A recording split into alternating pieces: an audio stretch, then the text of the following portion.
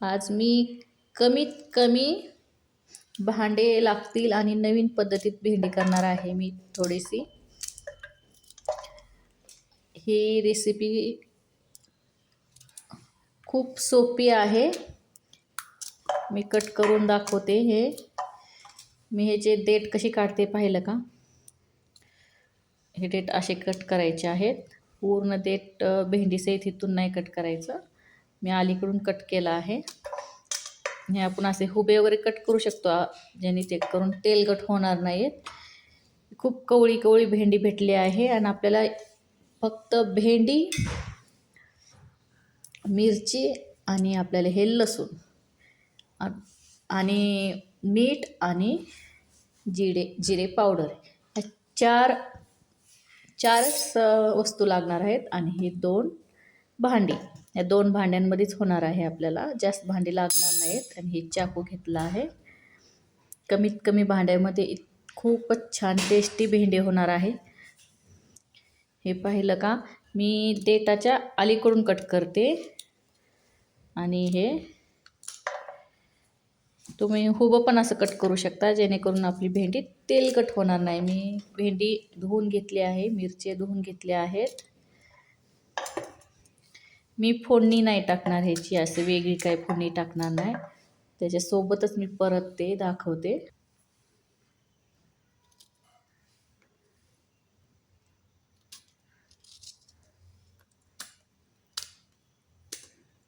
Cut करून घेते मी असं. खूपच कवळी आणि छान ताजी ताजी भेंडी भेटली आहे. कुणाला आवडती भेंडी? मला. आता माझ्याकडे मुलं खाणार आहेत, आमची चतुर्थी मुलं खाणार आहेत भेंडी, त्यामुळे मी मिरची थोडीच टाकणार आहे. 2च टाकते पिल्लू, 2च टाकणार आहे. कट करून कच्चीच टाकायची आहे, परत मनाने त्यात भेंडी बरोबर परतून जाईल. मला फोडे आवडते. ही मिरची टाकते कट करून. आता मी घेतला आहे लसूण बी त्याच्यामध्येच कट करून घेणार आहे. त्याला मी तेलामध्ये परतत नाही आहे. तेलामध्ये परतलेलं कडवट लागतं, पण हा लसूण मी दाखवते कसं परतायचं आहे. खूपच छान होणार आहे.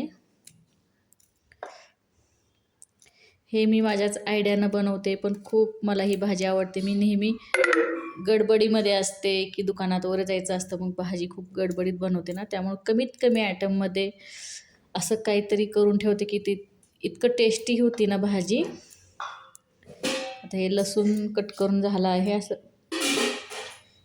छोटं छोटं चॉप करायचं आहे.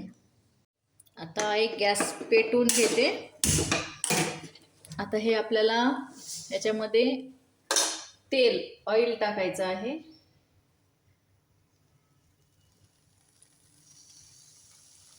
ह्याला ऑइल भरपूर तेल लागतं. मी तेल भरपूर टाकते ह्याच्यामध्ये, भेंडीमध्ये शक्यतो. ह्याच्यामध्ये शेंगदाण्याचं कूट वगैरे नाही वापरत.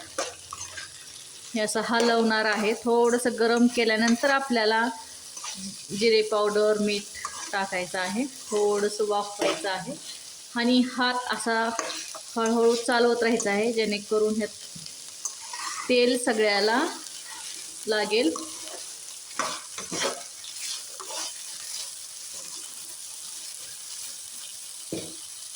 ह्याला मी शक्यतो झाकत नाही. राजीव दीक्षितच्या नियमानेप्रमाणे मी भाजी कधी जास्त करून झाकत नाही. त्याला हवा आणि हवा लागेल तेव्हा भाजी जास्त पौष्टिक बनते.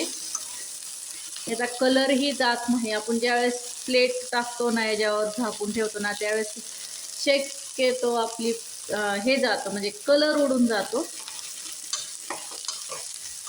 टेस्टही जाते. आता हे भेंडी बरोबरच आपली मिरची आणि लसूण हळूहळू फ्राय होणार आहे. पाहिलं का? हे असं त्याच्यासोबतच ह्याला फ्राय करायचं आहे. वेगळं फ्राय नाही केलं मी. आता पोळतंय हे.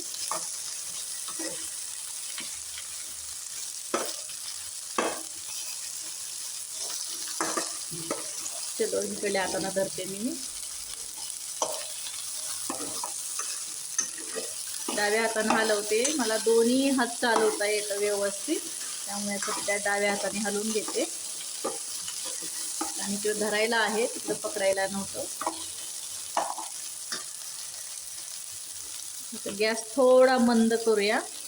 हे पाहिलं का कसं परतलं आहे, मिरची कशी परतली आहे. त्यामुळे स्पेशल परतायची गरज नाही, भेंडी पण अशी परतते. लसूण आता बऱ्यापैकी भेंडी परतत आली आहे, पाहिलं का. लसूणही परतत आला आहे. आपण फोडणी टाकली नाही, पण लसूण परतून झाला आहे त्याच्या भेंडी बरोबरच. आता आपल्याला हे मीठ टाकायचं आहे शेवटी. मीठ आणि आपण पावडर टाकणार आहोत. हे भरपूर प्रमाणात मी जिरे पावडर घेतली आहे. आपण फोडणीला नाही टाकली, आपण पावडर टाकतो ह्याची.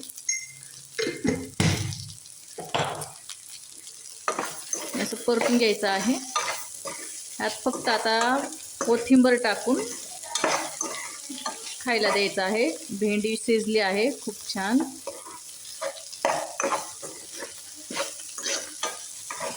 अशी खूप छान वाफली आहे. थोडी थोडी परतली आहे व्यवस्थित.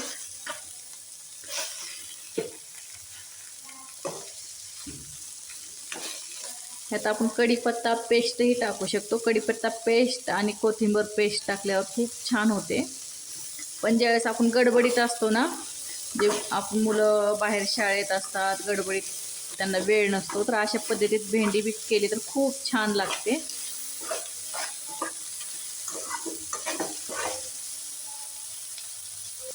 कमीत कमी भांड्यांमध्ये कमीत कमी असं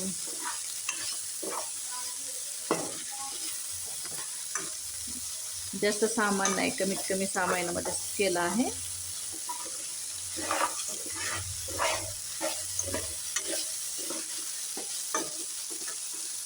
त्यात बिलकुलही कूट टाकायचं नाही, कारण कूटाने टेस्ट जाते भेंडीची. मी तर टाकत नाही आहे, असेच आता मी.